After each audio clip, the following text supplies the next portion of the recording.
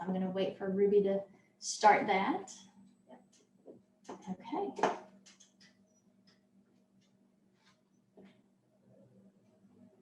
Is it recording? Usually it has a little, oh, there it is. Okay, I see it now. Took a minute for it to pop up. All right, well, hello, everyone. Glad that you could join us today to learn about home canning tomatoes and tomato products and salsas. I am Elizabeth Coots. I'm the Woodford County Extension Agent for Family and Consumer Sciences here in Versailles, Kentucky.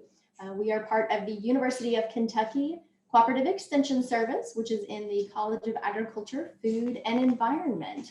So I hope that you have joined today to maybe learn how to can or to hone your canning skills if you already have some knowledge. And maybe you have participated in some of my previous canning classes. And if so, I'm glad that you are back joining us or watching this video. So I just want to remind you that our purpose for presenting this information and this program and all of the information that we provide for home canning practices is to let you know about the research-based methods and recipes in order to have a safe home canned product, but also a home canned product that is one that you're satisfied and one that tastes good. We definitely want things to taste good, but we also want them to be safe. So that is our purpose today and for every session that we are presenting on home canning practices. So we're going to go through the slide here, and I think you should be able to see the PowerPoint on one side and then me on the other side so that they're the same size. I believe Ruby has set that up so you can see it that way. You might be able to alter it on your screen from your device as well. Because we will be preparing a recipe and showing you some things on the video in addition to the PowerPoint. So let's go ahead and get started into our PowerPoint. So again, and you'll hear me say it a lot, and you've probably heard me talk about it before, but we recommend that you use research-based methods and recipes. And I'll talk a little bit about resources, but some of the resources that you have or that you have access to are our publications. And the publications that I will be referring to in this presentation there's 3 of them that the information from my PowerPoint slide comes from. It's the Home Canning Basics publication. And then specifically for today, the 2 publications on home canning tomatoes and tomato products and home canning salsa.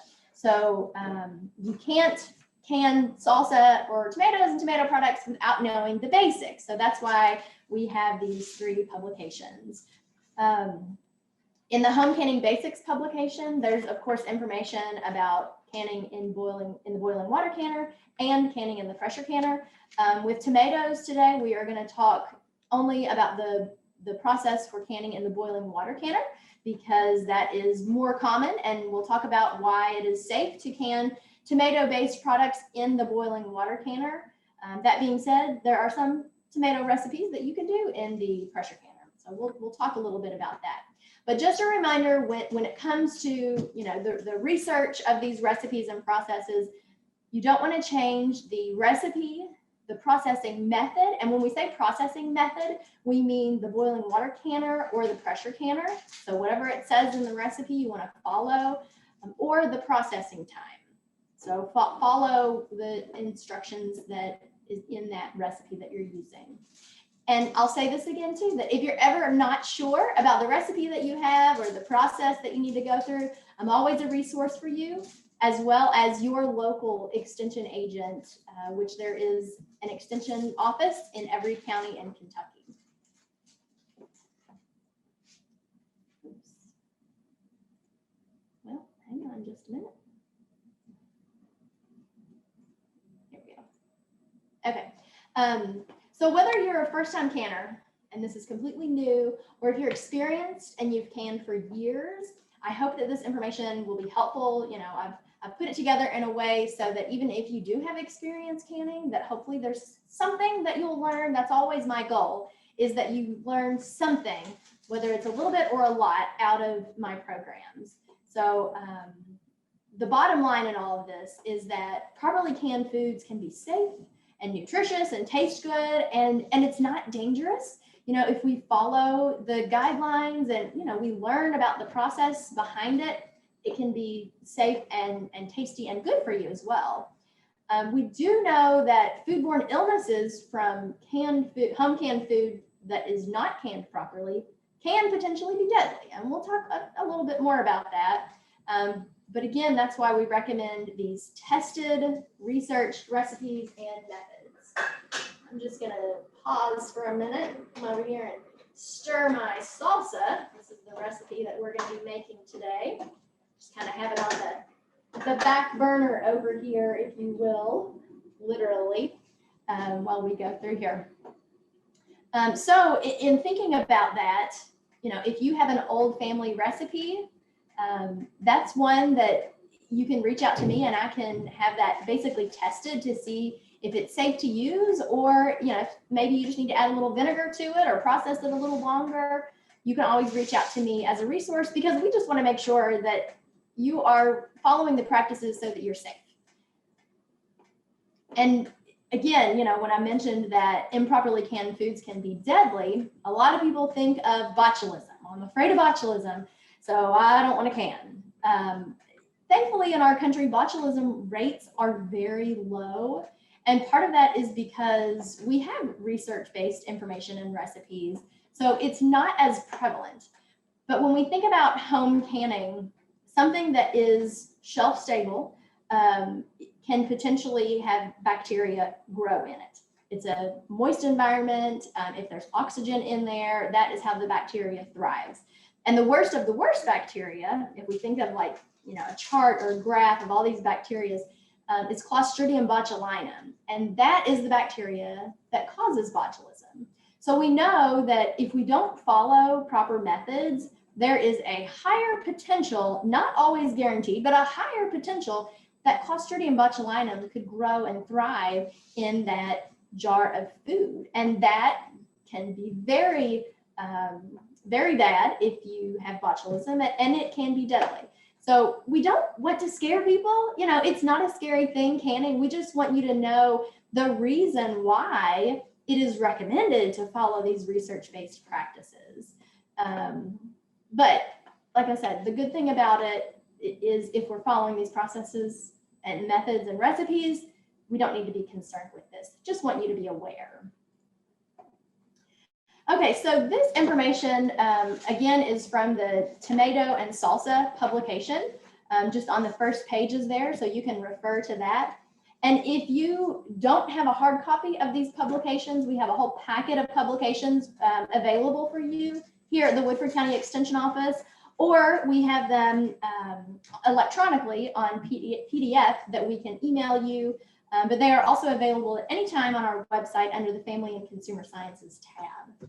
So let's talk just a little bit about tomatoes. And actually, before we get into that, let's go ahead and can. We're kind of, you know, skipping around here in this PowerPoint, but for time purposes, because we don't want to just wait around for 40 minutes while our salsa processes, we are going to, and actually let me grab the recipe here. We're going to go ahead and process the salsa. So in your salsa publication, that's what I've made today. On page 4, I've made the traditional salsa. And this is one of the recipes for beginners, which I would recommend. And this recipe, it just calls for tomatoes, green onions, jalapenos, garlic, and herbs and spices. And we'll talk a little bit about some of the ingredients in here and why we have those ingredients throughout the PowerPoint.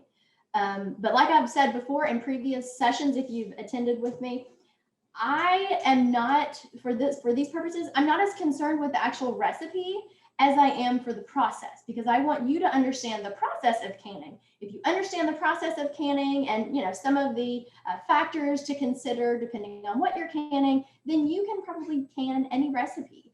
And you'll see in these publications, they are divided up beginner, intermediate, and advanced.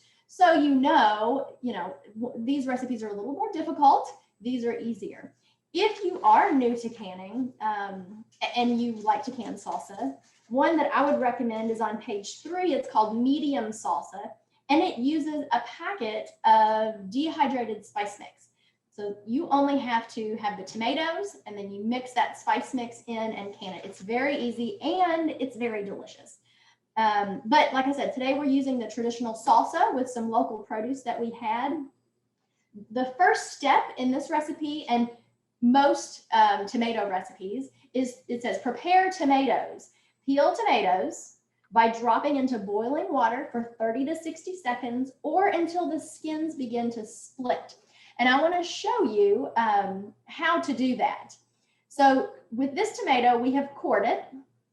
Okay, and you may or may not be able to see that, but we just cut the core out basically, and then flipped it over to the blossom end, the bottom of the tomato, and just put an X. We just cut an X just with a paring knife in the bottom.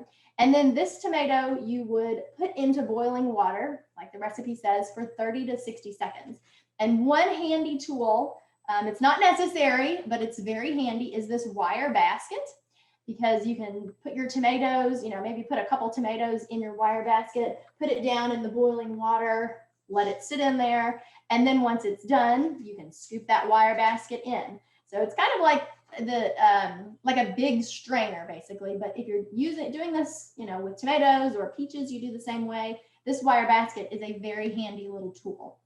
So then what you would do after that 30 to 60 seconds was over, and that 30 to 60 seconds is definitely a range because the firmer your tomatoes are. So like these tomatoes they still had, maybe a little bit of, they were just kind of light colored on the top. So they were a little harder. They need to stay in for a little bit longer, maybe a little more than 60 seconds. The more ripe they are, so, the closer they are to, you need to hurry up and use them up, the shorter amount of time you need to have them in the boiling water. But either way, you can kind of look too in the boiling water, the skins will start to kind of peel up and crack. You can see this tomato. I'll try to hold it up so you can see it. There's a crack in the skin right here. I'm not sure if you can see that, but trust me, there's a crack in the skin. Once you see that on the tomatoes, it's time to take them out. So you would take them out with your wire basket and plunge it into a bowl of ice cold water. That will help the skins to come right off. And then you'll just peel the skins. And if you've never done this before, Ruby and I were talking about this. It's kind of like magic when you take the water out of the ice cold water bath and then the skins literally just peel off. I had a friend who was canning tomatoes, and she said, oh, it's taking me forever to peel these tomatoes, and they're all, cut up once I use my vegetable peeler and peel them off. And I said, oh, let me share with you a little secret. So then all the peel comes off your tomato just that easy. So then you would take that tomato and dice it up for your recipe. So we have already done that. We've actually already prepared all the other ingredients, and I have it back here on the stove. The recipe says to boil the ingredients and then simmer for 10 minutes. I'm going to grab a pot holder here and set my pot on.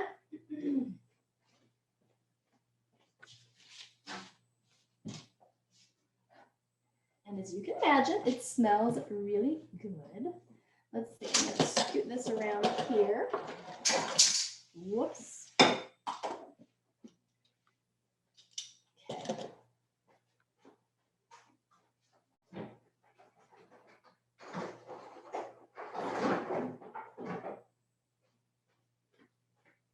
I dropped my Headspace tool on the floor, so I had to get a clean one. All right, so in this recipe, so we've combined all ingredients into the saucepan, brought it to a boil. I think I said that wrong. We simmered it for 15 minutes. And then we're going to ladle our hot salsa into our hot pint or half pint jars. And we're going to leave a ½ inch of headspace. We're going to remove the air bubbles, check the headspace again. And then we're going to process for 15 minutes in a boiling water canner. So I have my jars over here, and I'm using my canning funnel.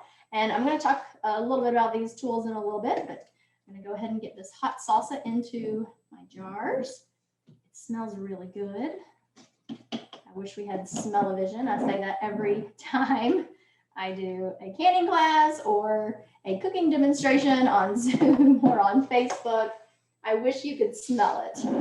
Now, what I like to do is kind of guess on the Headspace at this point. I'm just gonna, I think that's about a 1/2 inch, but I'm gonna go ahead and fill all of my jars with what I think is about a 1/2 inch.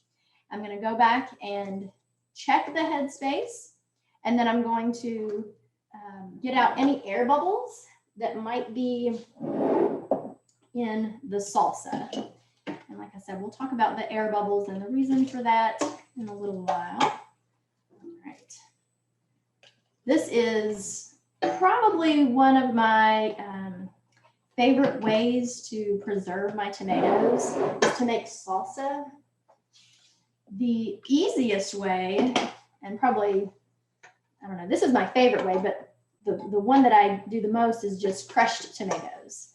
That's quick and easy, and we, in my household, we use crushed tomatoes a lot.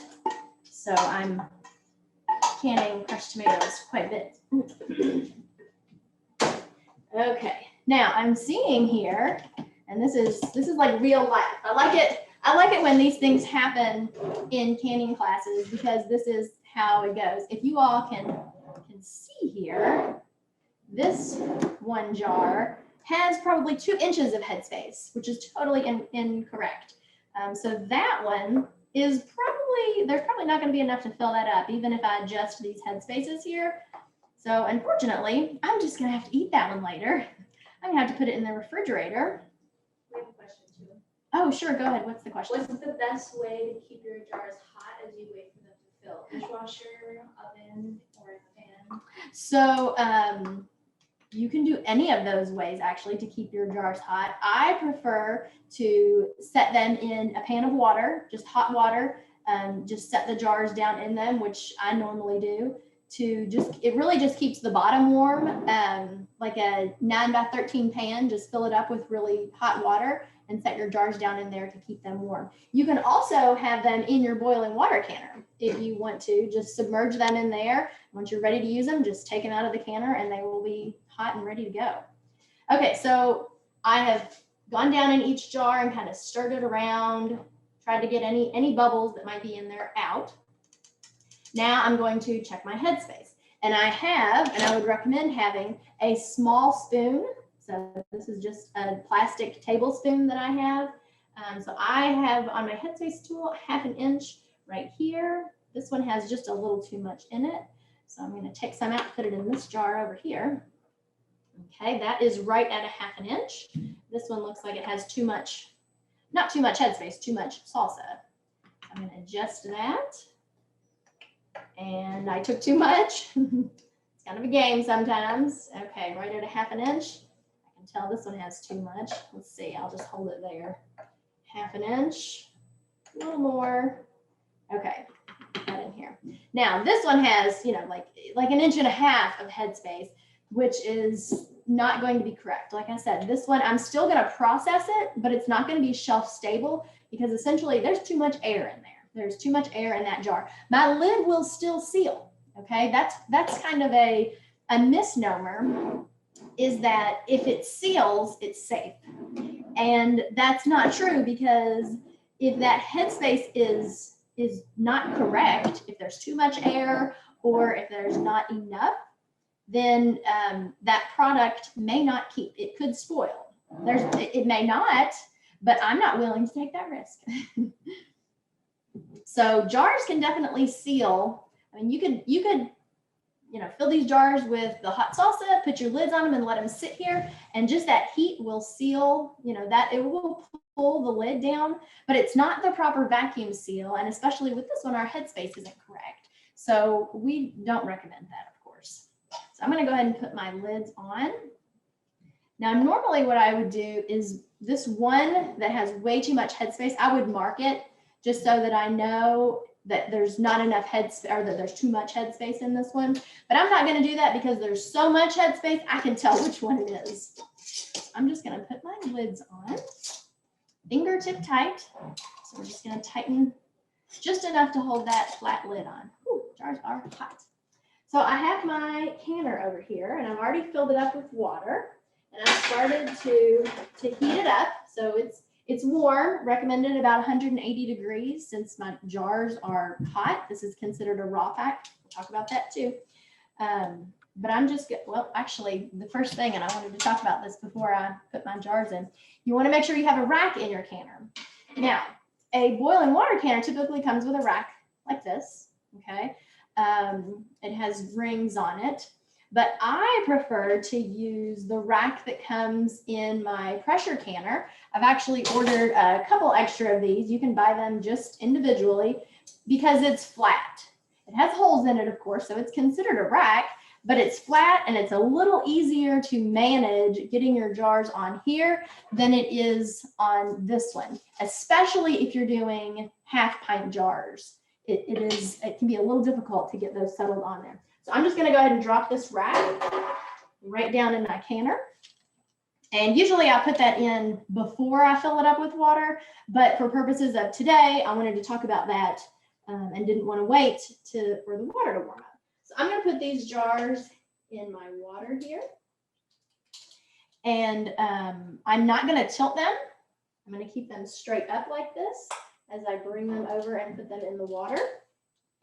And I'm going to space them out so that they're not all huddled next to each other. And with only 4 jars, which the recipe does call for, does say that it makes about 4 pints, so that's accurate. There's a lot of space in there, as you can imagine. So the first thing I want to check, I've turned my heat up to high, but I'm going to check to make sure that the water level is above my jars, about 1 to 2 inches. And it's hard to just look in there and guess. So I'm going to use my Headspace tool. There's a second use third use, I guess. We have the bubble remover and the Headspace tool. I'm going to put the Headspace down in the water and tap one of the jars. And I can see the water level right here. And it's actually, it looks like it's a little more than 2 inches probably. So that's a sufficient amount of water. So now I have my heat on high and I'm going to put my lid on. And this is a clear lid, so I'll be able to see when it's boiling. But once it is rapidly boiling, we will start our processing time. And for this, it's 15 minutes in the boiling water canner. So while that is going, let's continue on and talk just a little more about tomatoes and some specifics for canning tomatoes and tomato products. So with anything, and of course today we're talking about tomatoes, you want to make sure you start with tomatoes that are of good quality. You want to make sure they're not diseased, preferably that they were ripened on the vine. You can certainly, can tomatoes that you have just ripened on your countertop, but it's going to be a better quality if they've ripened on that vine. I know sometimes you can't control that though. But make sure that your tomatoes are firm to the touch and that they're bright in color, kind of heavy, and bright in color for the type of tomato that they are. So obviously there's different colors of tomatoes, and just make sure that it is, all consistent for that type of tomato. There's so many different types of tomato varieties out there now. If the tomatoes are overripe and they're beginning to spoil, like if they're a little too mushy, those aren't recommended to use in canning. If they're, kind of on the edge, that's okay, but you want to make sure that if you wouldn't eat it fresh, that you don't want to can it, because whatever quality ingredients you're putting in that jar, in that recipe that you're making, that's the quality of the product that you're going to get on the other end. If you have stale bread and you freeze your stale bread, you're going to have stale bread when you take it out of the freezer. So it's kind of the same thing with canning. The quality that goes in is the quality that you're going to get out. Now, one important thing with tomatoes, if your tomato vines were killed by frost, we recommend not using those tomatoes because they could be much lower in acid. Now, if you catch them, you can take the tomatoes off the vine before you know that they're dead, that's okay, but that can alter the acidic level. And a note here too is that you can use green tomatoes in replace for tomatoes in any of these recipes, but just know that the flavor and texture will be different. I know green tomato salsa is very popular, so you can substitute, in this recipe, we could have used green tomatoes. I have not done that. I would say it would still be okay, you know, taste wise. I've had green tomato salsa before and it's good, but I have not done that, but you can. You can also substitute peppers for different varieties of peppers. For example, this recipe called for 2 jalapeno peppers. If you don't, and I don't think this salsa is going to be that spicy, but if you don't like any spice in your salsa, you could easily replace those with a sweet banana pepper or a bell pepper. Just make sure that when you're replacing it, that you're using the same amount. So 1 jalapeno pepper is a lot smaller than 1 bell pepper. So for 2 jalapeno peppers, you would probably want to use maybe a half of a bell pepper. So just make sure that the amount for that exchange is the same. Now the opposite is true too. If you have a recipe that calls for a bell pepper and you want it to be spicy, you could use, you know, maybe 4 or 5 jalapenos or, you know, some hot peppers in place of that sweet bell pepper. So just make sure that the amount is the same in both of those. Oh, and the same goes for onions. If the recipe calls for, like this recipe calls for 6 green onions that are just sliced. If you wanted to just use a regular onion, then use about the same amount that 6 green onions would be, which in this case might be about a half of an onion. Okay, so with acid and tomatoes. So of course, tomatoes are naturally a high acid food, and they can be properly, safely canned in a boiling water canner. You don't have to do it in a pressure canner in most cases. Other high acid foods are jams and jellies, any fruit products, anything that's pickled or fermented, even like pickled vegetables, and tomato products. And like I said, tomatoes are naturally acidic, but the actual pH levels in tomatoes varies because there, like I mentioned earlier, there's so many different varieties of tomatoes. The acidic level, the pH level is not the same in all tomatoes. And you may have heard people talk about how you cannot can yellow tomatoes or cherry tomatoes because the acid level is so low. And that's actually not true. You can any tomato out there. However, we always recommend the addition of an acid. And that is just an insurance that that end product that's going to be in that jar is going to have the proper pH level. It's going to be high enough in acid content to ensure the safety of that product. So in considering this, you must include it's a commercial acid with your tomato products. So even if you're going to be pressure canning them, and your recipe will explain that, you will add a commercial acid. So what is a commercial acid? Well, that would be vinegar, or a store-bought vinegar, or store-bought bottled lemon juice or lime juice, or citric acid, which can all be purchased at the store.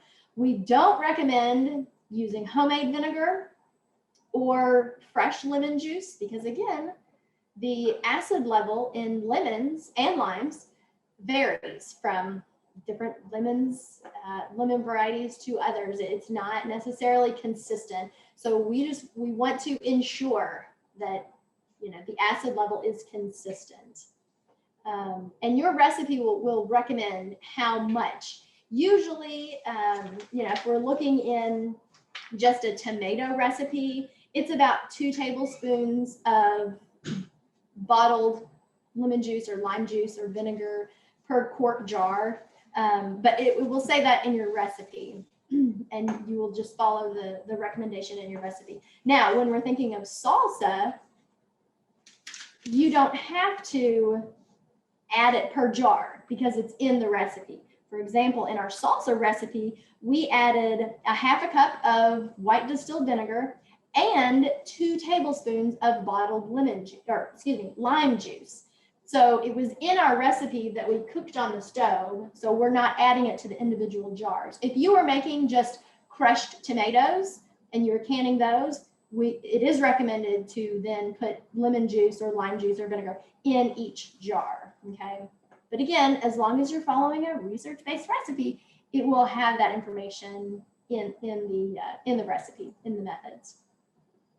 So with the vinegar, just something to note, you want to make sure that it's 5% acidic. and it will say that, oops, sorry. It will say that right on the label. This white distilled white vinegar is what it says. It says it right on the front, diluted with water to 5% acidity. Even if you're using apple cider vinegar, it will say right here on the bottom, 5% acidity. So just make sure that somewhere on the label, it tells you the acid level of that product. And that's what we want, 5%. They're able to control that in commercial products. If we were to, squeeze a lemon or make our own vinegar, we just don't know if it's going to be the proper acid level. Peek at my jar. We're starting to boil a little bit, but we're not quite at a rolling boil yet. All right, so let's talk a little bit about salt. Let's see, my box is over here, so I can show you. But we recommend that you use canning and pickling salt, no matter what you are canning or pickling. And I think that they call it pickling too, because you do have to have salt in pickling. But anything that you're canning that you're going to be putting salt in, you want to use this kind of salt. It is only there with tomatoes and salsa. Salt is only there for flavor. And I'm not sure now in our salsa recipe, it doesn't say that it's optional, but technically it is. In every other recipe, it will say salt optional. So it's just flavor. It doesn't have anything to do with the preservation. It's not like the vinegar. Vinegar, if it calls for it, you need to add it. For salt, if it calls for it, it's optional. You can add it if you'd like. I prefer not adding it, and then when I'm eating it or when I'm cooking it, I'll add it then. So, and you can purchase this, of course, with where all the canning supplies are. But table salt is not recommended because it contains other ingredients. Usually ingredients that prevents caking or clumping, but table salt can also cause the brine in a liquid, the brine or the liquid in something that's canned to become cloudy. Well, there's also some bacteria that can cause the liquid in your canned food to be cloudy. So again, take the question out of it and use canning and pickling salt so that it's just kind of that insurance level. And you can see here this is just table salt, and there's several other ingredients in it, but in this canning and pickling salt, it's just salt. And other salts that are bigger, like sea salt, aren't recommended because they measure differently. So think of if you were measuring a cup of white granulated sugar versus a cup of sugar cubes, okay? The amount is going to be different. So we recommend just using regular plain salt. Okay, we are very boiling over here. That's not proper English. We are boiling. Our pot is boiling over here. So Ruby, if you'll set a timer for 15 minutes, right? Yes, 15 minutes. I always like to have my recipe right next to me. And even though, sometimes I'm like, oh yeah, it's 10 minutes and I remember it, but I just want to make sure that I'm right. So in this case, it's 15 minutes. I thought in my head earlier that it was 10. So I always like to be sure that I'm looking at the right time. So since it's boiling, we're going to let this boil for 15 minutes. Okay, so another ingredient that we sometimes use with tomatoes and salsas is sugar. And when it calls for sugar, you want to make sure to use just white sugar unless the recipe calls for something else. It's not recommended to use sugar substitutes. Really with salsa, it is probably, actually there's not even sugar in this salsa recipe, but with salsa, it's probably going to be the only tomato product other than like some sauces that would call for sugar, and it's going to be a low amount anyways, but just want to make sure to use just white regular sugar and not honey or maple syrup or anything like that. Okay, so we'll talk a little bit about equipment. Oops, this got slipped in here from the pickling class, I guess. But let's talk a little bit about equipment. I'll stay on here. So, sorry about that. I have some extra slides in there. Okay, so with equipment, so with boiling water canning, you can use any pot for boiling water canning, as long as it meets a few requirements.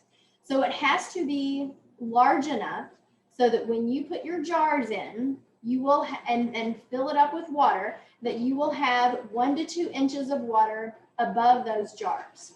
So it has to be tall enough to meet that requirement. And then it also has to have some kind of a rack in the bottom. Okay, it doesn't necessarily have to be either of these 2 racks. If a rack fits in it, that's what you need.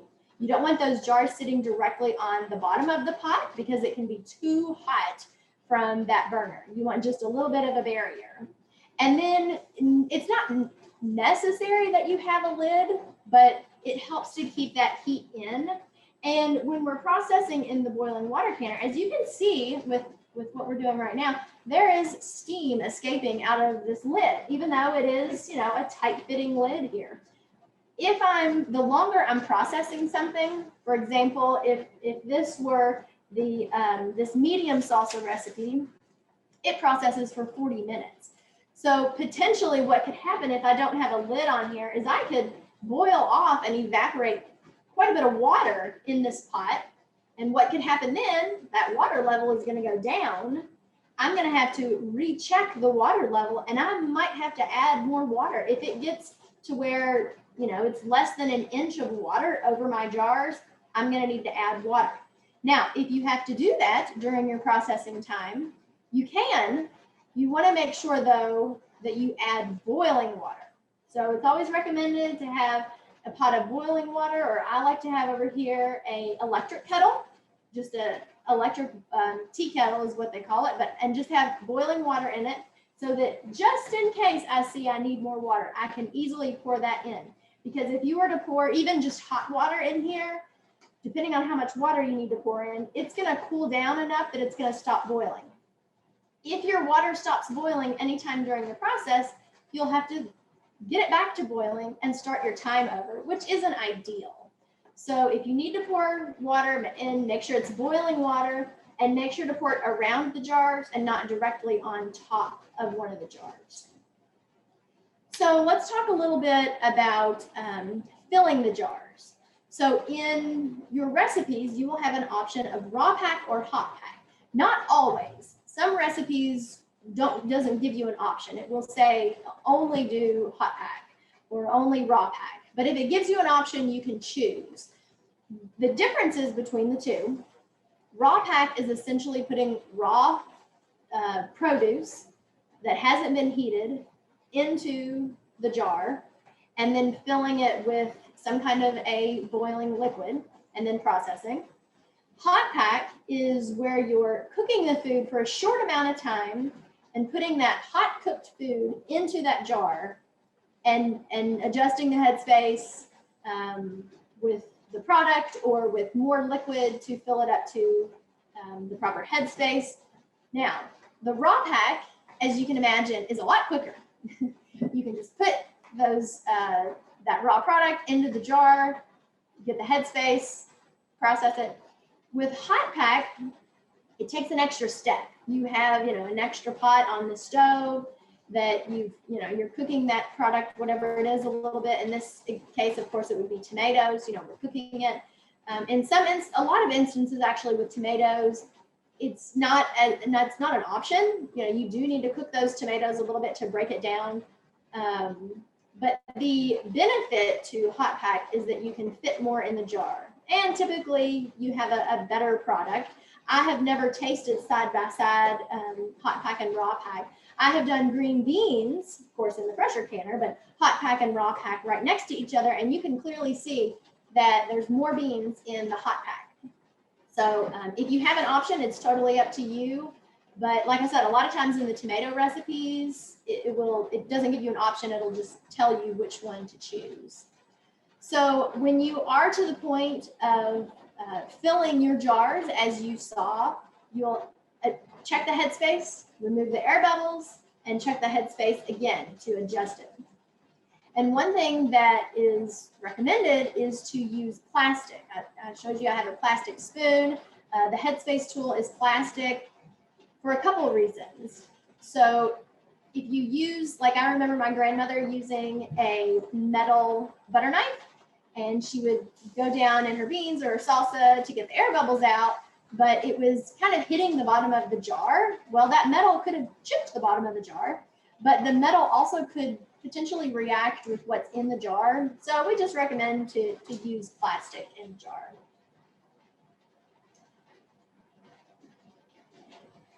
Okay, so with processing tomatoes, many tomato products, and especially salsas, are a mixture of high acid and low acid foods. So tomatoes and fruits, and of course any of the added acids, are all high acid. But vegetables like peppers and onions and also herbs are low acid. And these research-based recipes are created in a way so that the combination of high acid and low acid still creates a product that is high enough acid level or low pH. Low pH means high acid, but they're created in a way so that they're still high acid, and it will ensure that you can can in the boiling water canner and that you have a safe home canned product. And I've alluded to this before, but some tomato recipes will give you the option of which canner to use. For example, the recipe in here on crushed tomatoes, which I use a lot, can be processed in a boiling water canner or a pressure canner. So you can choose. It provides both options, and you can choose whichever one you prefer. But if your recipe only provides the option for boiling water, then use that method. If it only gives you the option for pressure canning, then follow that process. And just a note that there are no USDA approved conversions for changing, if your recipe calls for the boiling water canner, there's no conversion of doing it in the pressure canner or vice versa. So just a note on that, to follow your recipe. Okay, so we have gone through this process, but just a review of what we've done. The first step is to fill your canner about half full, maybe a little more with hot water. I usually like to fill it with, go ahead from the tap and fill it with hot water. And then I'll put it on the stove and I'll heat it up just so that it's warm. As you see here, it's recommended for, to be no more than 180 degrees. So you don't want it to be boiling when you put your jars in. You want it to just be hot. And at this point, which I forgot to do today, but you can add some just regular distilled white vinegar into your canning water. And that will prevent any buildup of minerals on your jar. You can see this jar, how it's kind of iridescent, kind of looks cloudy. The purpose or the cause of that is from canning this jar previously and having not added vinegar, so the minerals in the tap water build up on the outside of the jar. That's not a safety issue. It's no concern. It just, your product doesn't look as pretty as if it were clear like this jar is. So just a little tip if you want to make note of that. Okay, so we have gone through this process as well. I'm not going to go over this since we already covered it, but I do want to make sure that you know that when you're canning in the boiling water canner, you'll start your timer once your water is boiling. When you put your jars in, you still have to turn your heat up and get that water boiling before you start your timing. So same in the pressure canner. When you have your lid on, and you'll start your time when you reach your pressure. Start your time when your water is boiling, okay? So that's something to remember. It's not when you put the lid on. It's once your water is boiling. Excuse me. So we talked a little bit about Headspace, but I want to just talk a little bit about it again. It's the airspace in between the food and the top of the jar, and every recipe will have a recommended headspace, but it helps to ensure the proper vacuum seal for whatever that food product is.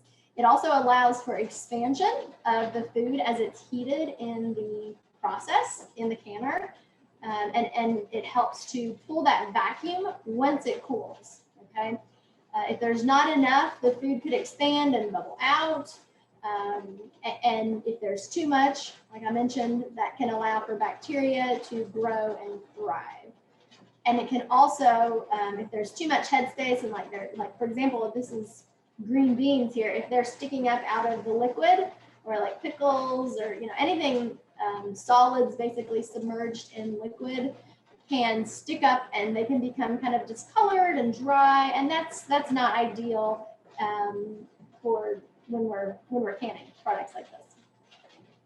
But as a general rule with salsas and tomato products, everything is going to be a 1/2 inch of headspace. So that's kind of easy to remember. Tomatoes and salsas, 1/2 inch headspace. I don't know that I've come across any tomato-based recipe that has more or less than a 1/2 inch, but that doesn't mean that it's not out there.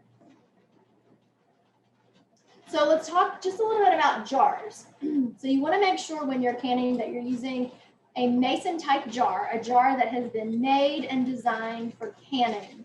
These jars have been made and designed to be processed in the boiling water canner or the pressure canner over and over and over and over again.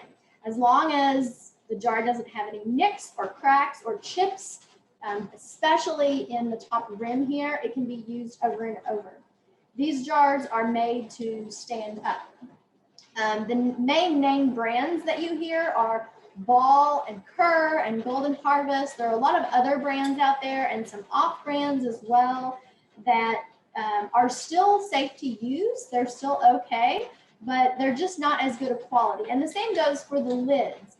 They're just not as good quality as those name brand products. They're still okay to use. You might see more instances of lids not sealing or lids buckling or jars breaking or just, not sealing or improperly sealing or there's more failure in those less expensive, cheaper made jars. But we do recommend the mason type jars, and just look over them every year. Make sure that they're still of good quality and safe to use. And then the lids and rings, we recommend the 2-piece metal lids or lid and ring combo. The flat lid can be used only once. So after you use this one time, you have to throw it away, or like I do, I'll reuse it. I'll scratch off what's on it and I'll just reuse it with my dehydrated foods and with just other jars. The rings can be used over and over and over again as long as they're not rusty or dented. We actually recommend that after your jars have cooled, that you remove the ring and store it with just the lid on, because it can get a little moisture under there, and that's where your rust will come into play. One thing with the flat lids, it used to be a recommendation to heat these on the stove just in warm water. And is that our timer? Okay, pause. Our timer went off. So I'm gonna very carefully reach around this steam and turn the burner off. And I'm gonna remove the lid, set it over here. And I'm gonna wait 5 minutes. So Ruby, if you'll set a timer for 5 minutes, we'll wait 5 minutes just to kind of let that cool down. Now, it's still going to be very hot in 5 minutes, but we're just going to let it stop boiling and just kind of simmer down just a little bit. So back to the lids. It used to be a recommendation to heat these in warm water. And that's actually on the next slide. There's a tool on there it's a magnet wand. And a lot of times now, even when you buy a kit of some of the canning supplies, you'll get one of those lid lifters is what it's called. But it's no longer necessary because that's no longer required, because the plastisol that is on the edge of this lid is a different compound, and it is designed so that it's soft enough. So when you put it on your hot jar, put that ring on it and put it into your canner, it is going to be soft enough to adhere to the top of that jar. So you no longer have to heat it. And that's a good thing, because that's one less pot on the stove, especially if you're doing hot pack. Okay. So you see on this slide, you can buy a canning kit with these supplies in it. Now that being said, we still have some canning kits here at the Woodford County Extension Office. So if you would be interested in that, let me know and I'd be glad to get one for you. We don't have the lid lifters though, because since that's not needed, we don't purchase those. But these are very handy tools to have in canning for sure. Okay, so this is actually good timing because this is the point where we are. We've turned the heat off, we removed the lid, we're waiting 5 minutes. While we are waiting that 5 minutes, I just want to mention and talk about some resources. So I talked in the beginning about how we are part of the University of Kentucky Cooperative Extension Service. So as part of that, on a national level, there is a National Center for Home Food Preservation, and they happen to be housed at the University of Georgia. And when I say, you know, these products and recipes have been researched and the methods have been researched, that is actually the research hub of the United States that I'm referring to, the National Center for Home Food Preservation. They are doing research and testing and putting out recipes and information on the national level. So they're basically part of the United States Department of Agriculture.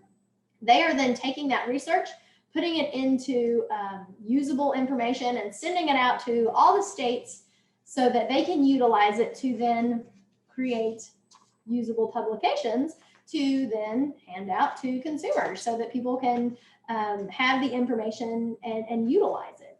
So that is where all of our information comes from, essentially. Everything in these publications comes from the National Center for Home Food Preservation, which is at the University of Georgia. And a resource that they have is this booklet here, which every extension agent in Kentucky has this at arm's reach in their office, I guarantee it. This book is called So Easy to Preserve, and it is their booklet that they put out. It is the hub of information and question and answer, and of course recipes in here as well. These are available for you. You can check it out here from the extension office. You might check with your local public library to see if they have it, but the information for this booklet is on their website if you're interested in purchasing that. And then we also have the Ball brand. They have a Ball Blue Book is what it's called. It's no longer blue, it used to be, but they've just continued that name.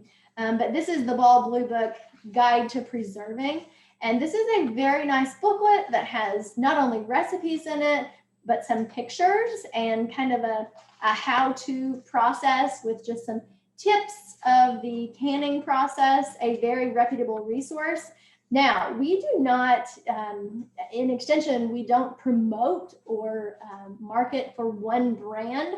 However, the reason that we do promote the Ball brand is because we, and I say we, and I mean basically the National Center for Home Food Preservation has basically been in discussion with Ball and their researchers, and we concur basically that Ball is doing their own testing and their own research, and that it is as good a quality as the National Center is. So this is a reputable resource as well. And Ball also has lots of other books, like this is another one I have. It's the Complete Book of Home Preserving. So lots of different resources. They also have a website, freshpreserving.com, with lots of resources and tips. And I think our timer is going off for our 5 minutes here. So I will set all this to the side, and we're going to take our jars out and hopefully hear them pop, which is what we like to hear. Okay, so just as when I put the jars in, I'm going to leave my jars upright. I'm not going to tilt them. I'm just going to set them here. And it's harder for me to not tilt the jars when I'm taking them out of the boiling water canner, because there's a little bit of water, as you can imagine, on the top of these lids because they were submerged in water. But I'm just going to leave it. I'm not going to try to get it off. It will either evaporate or it will kind of fall out as it cools. All right, so here are our jars. Now I can see that this one here, and I don't know if you can see that on screen, but I heard it.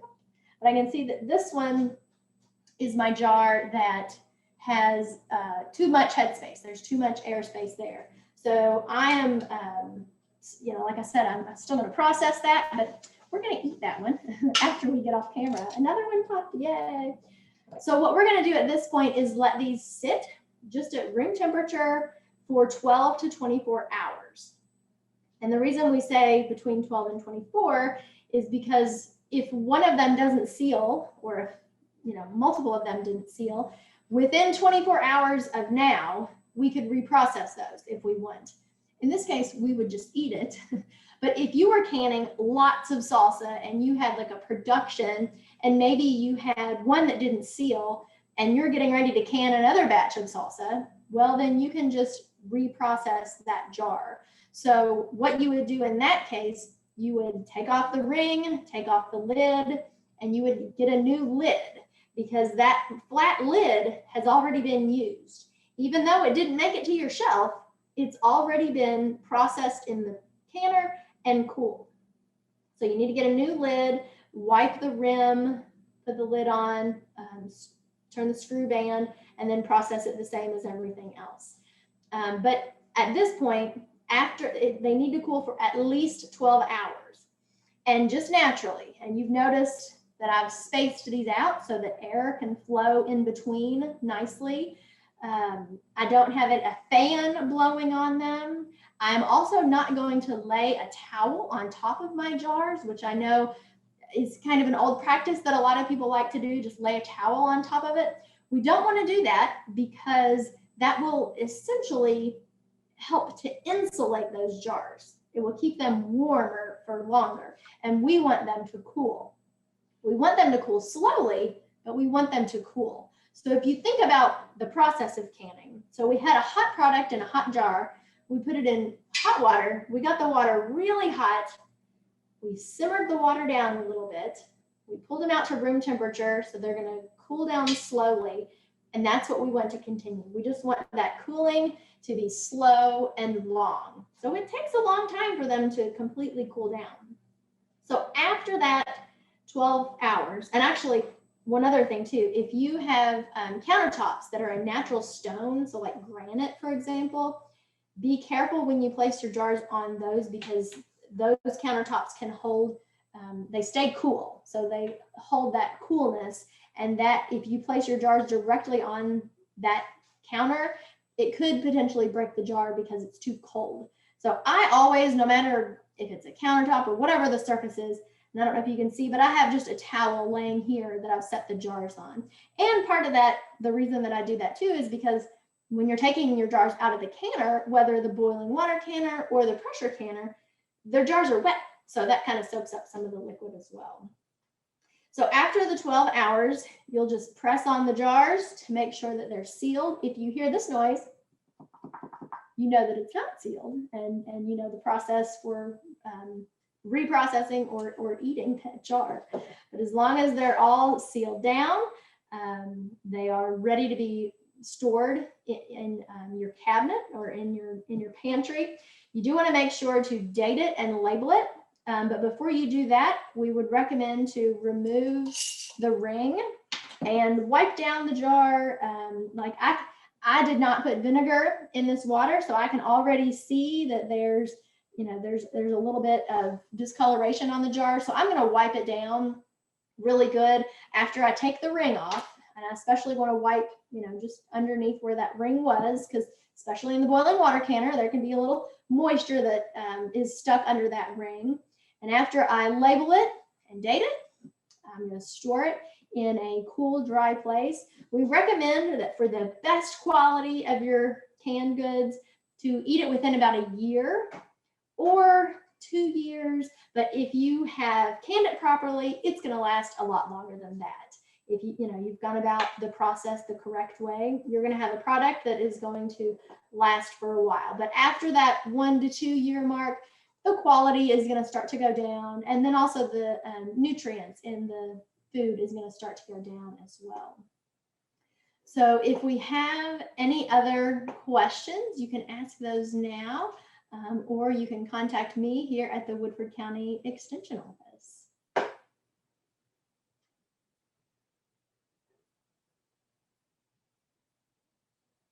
And I know we only have 2 ladies on here, both of you who I have chatted with. Any specific tomato questions? I think we'll end the recording there. I know since these are being recorded,